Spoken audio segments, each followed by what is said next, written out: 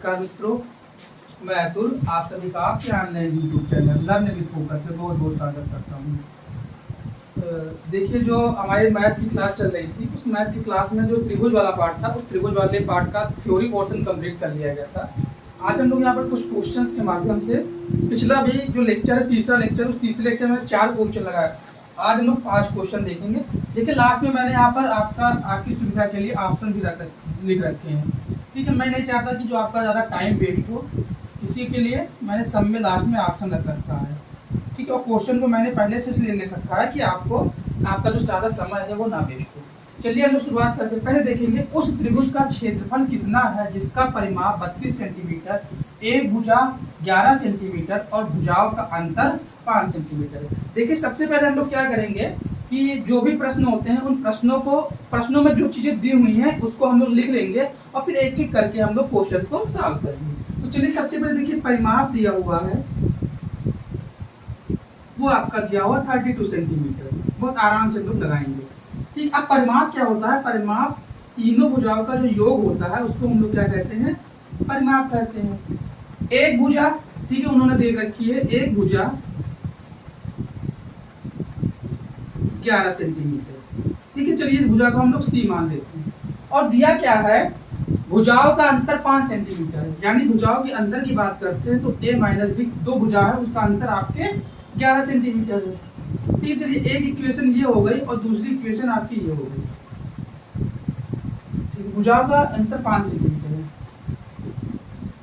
यहाँ पर हमने देखिए, आपको सी है, सी आपका जो दिया 11 सेंटीमीटर। यहाँ पर हम सी की वैल्यू पुट करेंगे, a plus B plus C is equal to 32 centimetre, और जो a प्लस बी होगा वो आपका 32 माइनस 11, यानी 32 और 11, दो में से एक गया एक और इनमें से दो गया एक। ठीक है, यहाँ पर जो आपका बचेगा वो आपका बचेगा 21 सेंटीमीटर। ठीक है, यानी आप यहाँ पर हम लोग बात करेंगे। अब देखिए, यहाँ पर जो एक अगला इक्वेशन आएगा वो आएगा a plus B is equal to 21 centimetre. यहाँ से हम लोग दे देंगे a plus B is equal to 21 centimetre. ठीक है, यहाँ से इसको हम लोग कट कर देंगे तो ये आपका कट जाएगा। 2a बराबर 21 और 5 26 सेंटीमीटर और a बराबर 26/2, यानी कि आपके 13 सेंटीमीटर। ठीक है, यहाँ जो a की वैल्यू आ गई वो आपके 13 सेंटीमीटर आ गए। अब किसी भी इक्वेशन में रख लीजिए a minus B is equal to 5 centimetre. a जो आपकी आएगी वो 13 centimetre, 13 minus B is equal to 5 centimetre. यहाँ से हम लोग सॉल्व करेंगे,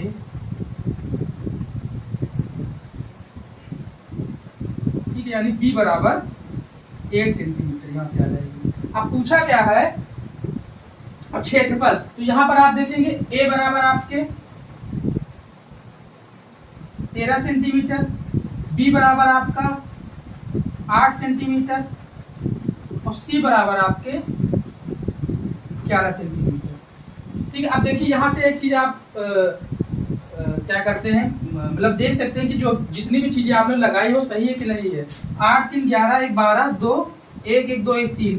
परिमाप देखिए, आपको 32 सेंटीमीटर दिया हुआ था, यानी कि यहाँ तक जितना भी चीजें आपको लगाई गई है वो सही है। आपकी भुजा निकला है 13 सेंटीमीटर, 8 सेंटीमीटर और 11 सेंटीमीटर। अब क्या करेंगे, इन्हीं भुजाओं को, यहाँ तक आप लोग, ठीक है, स्क्रीनशॉट ले लीजिएगा।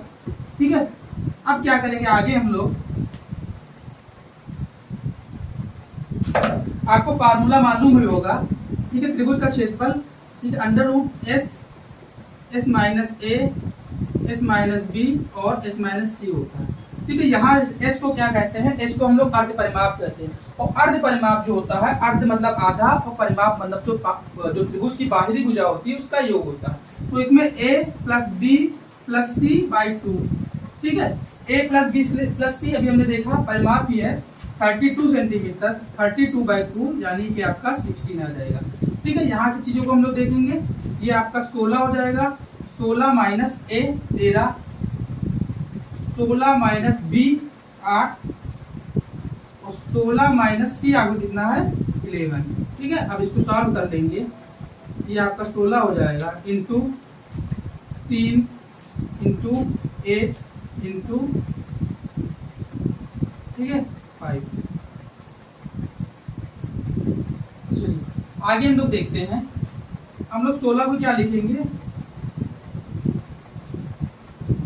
16, ठीक है। 3 को ऐसे लिख देंगे, 8 को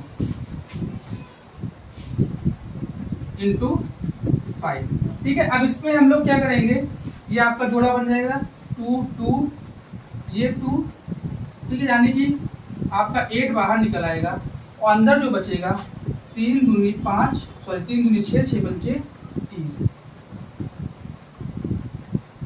ठीक है। देखिए यहाँ कुछ गड़बड़ी हो रही क्या, 2 5,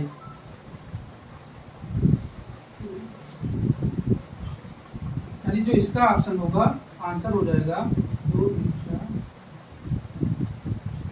8 रूट 30, ठीक है। यहाँ पर एक काम कर लीजिए, यहाँ पर 30 लिख दीजिए, यानी ऑप्शन जो ए है आपका सही हो जाएगा, ठीक है। यही आपका आंसर है, ठीक है। देखिए इसमें कुछ करना नहीं था, जो चीजें देते थे यहाँ पर क्या दिया, त्रिभुज का क्षेत्रफल कितना होगा, उसका परिमाप दिया हुआ था। परिमाप तीनों भुजाओं का योग होता है। एक भुजा 11 सेंटीमीटर थी, ठीक है। वहां से हम लोग क्या करेंगे, a प्लस बी की वैल्यू निकाल लेंगे और बाद में हम लोग जो इक्वेशन है, इक्वेशन से a प्लस बी प्लस सी की वैल्यू निकाल लेंगे और फाइनली इसमें हम लोग रख लेंगे और ये आपका आंसर हो जाएगा, ठीक है। चलिए इसका जो ऑप्शन सही होगा वो ऑप्शन ए हो जाएगा, 8 to 30, ठीक है। चलिए दूसरा क्वेश्चन है, दूसरे क्वेश्चन को हम लोग सॉल्व करते हैं।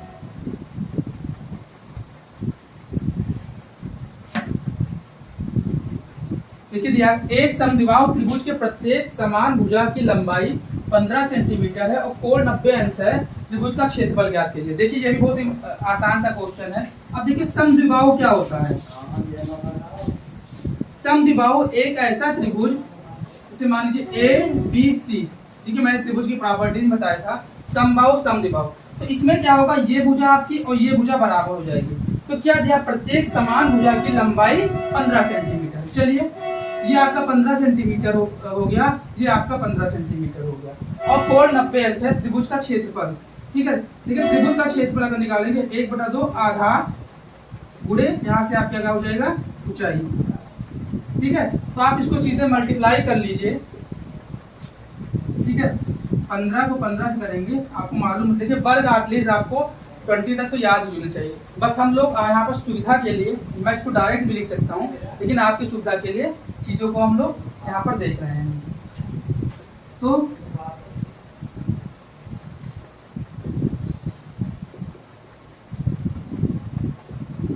ये आपका हो जाएगा 225/2। इसमें जो ऑप्शन है आपका ऑप्शन नंबर डी सही हो जाएगा। चलिए अगला क्वेश्चन हम लोग देखते हैं।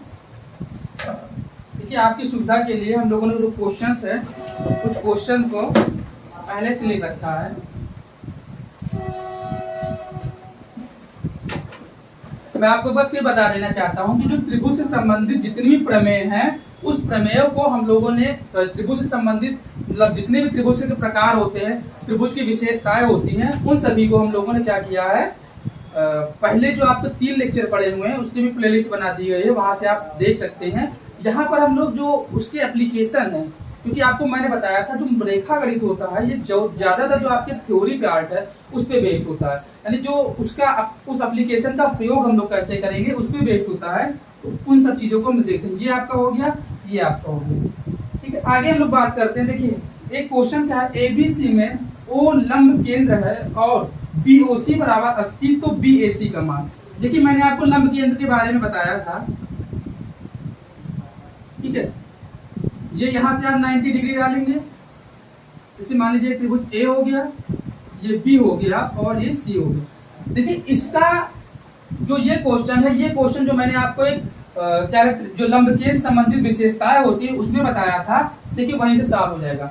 जहां ये हो गया, इस शीर्ष से आप क्या करेंगे, ठीक है, 90 डिग्री आप ध्यान देंगे, ये 90 डिग्री होगा, ये 90 डिग्री होगा, ठीक है। यहां से भी आपका ये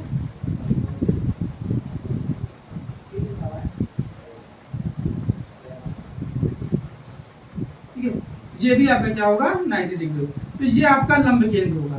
तो पूछा क्या है, ओ लंब केंद्र है, ठीक है, हमने मान लिया ओ लंब केंद्र है। अब क्या है, बीओसी बराबर 80 सेंटीमीटर, सॉरी 80 डिग्री, बीओसी आपका जो दिया हुआ है, यानी ये जो दिया हुआ है वो 80 डिग्री दिया हुआ, और पूछा क्या तो बी ए सी का मान क्या होगा, यानी बी ए सी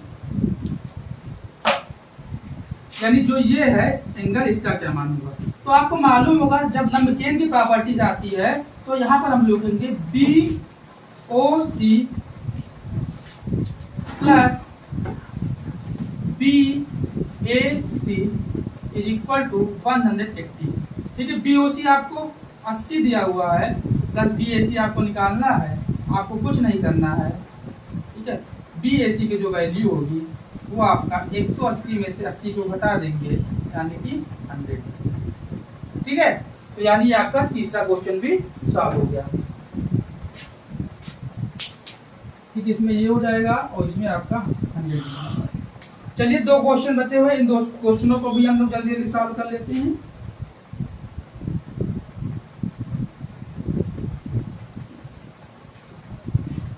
देखिए अगला क्वेश्चन आपका दिया हुआ है, एक समकोण समद्विबाहु त्रिभुज का क्षेत्रफल 200 सेंटीमीटर स्क्वायर है, उसके कर्ण की लंबाई क्या होगी। यानी आपको इसमें कर्ण की लंबाई ज्ञात करनी है। देखिए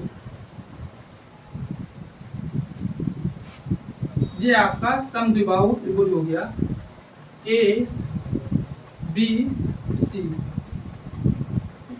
अब क्या कहा है, तो जो इसका क्षेत्रफल दिया हुआ है वो 200 सेंटीमीटर स्क्वायर दिया हुआ है, तो क्षेत्रफल बराबर 1/2 आधार गुणे ऊंचाई। ठीक है, अब देखिए हम मान लेते हैं जब समद्विबाहु त्रिभुज है, यानी हमने अगर इसको भुजा को ए मान लिया तो जाहिर सी बात है ये भी भुजा ए ही होगी। हमको अब ज्ञात क्या करना है, ये कर्ण की लंबाई ज्ञात करनी है। ठीक है, तो देखिए क्षेत्रफल आपका दिया हुआ है 200 सेंटीमीटर स्क्वायर, 1/2 आधार a इंटू ए, यानी ये आपका हो जाएगा 400 बराबर ए स्क्वायर, ए बराबर 20 सेंटीमीटर आ जाएगा। ठीक है, अब देखिए कर्ण क्या होता है, कर्ण स्क्वायर बराबर लंब स्क्वायर प्लस आधार स्क्वायर।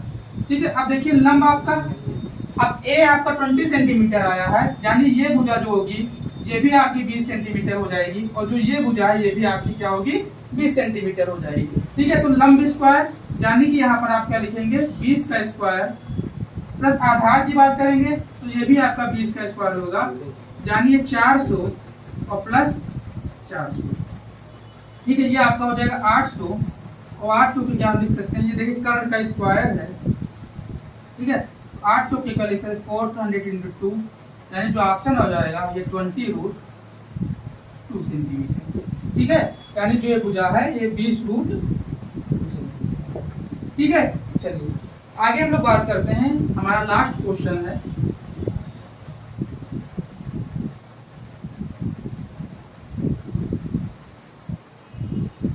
त्रिभुज ABC की भुजा BC को D तक बढ़ाया जाता है, ACD बराबर 112 और ट्रायंगल B है वो 3/4 A के बराबर है, तो ट्रायंगल B की माप क्या होगी। ठीक है, देखिए क्वेश्चन है, इसका लेवल बहुत आसान रखा गया है, ऐसे ही क्वेश्चन आपको देखने को मिलेंगे, इससे ज्यादा देखने को नहीं मिलेंगे। देखिए अब मान लीजिए आपका एक ट्रायंगल है, ठीक है ABC, इसकी भुजा BC को, ठीक है BC को D तक बढ़ाया जाता है, और ACD यानी ACD ये ट्रायंगल आपका सॉरी एंगल जो होगा that will equal to 112 degree से 12 डिग्री। ठीक है, और आपको ज्ञात क्या करना है, और जो ये दिया हुआ B equal to 3/4, angle B is equal to 3/4 A। ठीक है, जहां से हम लोग याद कर लेंगे, यानी angle B upon angle A is equal to 3/4। ठीक है, ये रेशियो आ गया, यानी एंगल B अगर 3 होगा तो जो आपका एंगल A होगा वो आपके 4 होगा। ठीक है, यहाँ तक चीजें आपको समझ में आएंगी। आपको मैंने बताया था कि त्रिभुज की जब किन्हीं भुजा को बढ़ाया जाता है तो जो ये बाएं कोण बनता है उसके जस्ट अंदर वाली भुजा के जो ये कोण होगा, ठीक है, और ये कोण होगा, ये ऐसे बनेंगे, तो इनके क्या होता है योग के बराबर होता है। यानी इस कंडीशन में आपको मान लीजिए ये x है, ठीक है, और ये भी अगर मान लेते x है, तो x इज इक्वल टू 112। ठीक है, रुकिए एक सेकेंड, ये देखिए यहाँ पर रेशियो दिया हुआ है, ठीक है। हाँ, तो एंगल बी होगा, अगर मान लीजिए कोण x है तो एंगल एक जो आपका बी होगा वो होगा 3x, और जो एंगल एक होगा वो आपका 4x होगा। तो 3x plus 4x is equal to 112, यानी 7x is equal to 112 upon 7। ठीक है,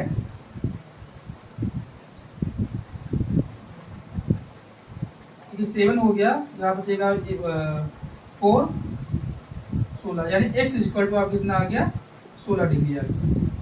ठीक है, अब बताना क्या है आपको, तो जो एंगल बी है वो एंगल बी क्या माप होगा।